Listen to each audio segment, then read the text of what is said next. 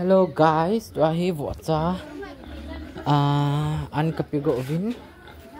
chú là vợ cụ hin vợ cụ hin vợ ăn hôn so ăn hin hổ hin cái hin vịt sợ điều cho vợ cho họ chú ham pan ta vin cái chuyện tin cái hin vịt sợ điều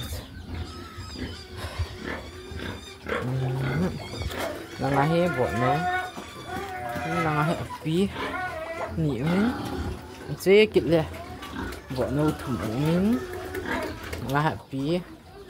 chế kịch lệ ngày thủ mua vin kêu mọi ngày mà guys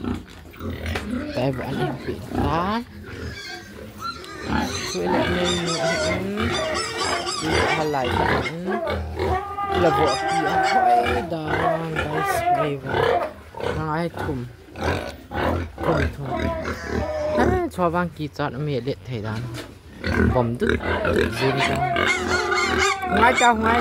gặp cái tao chưa lý do guys hey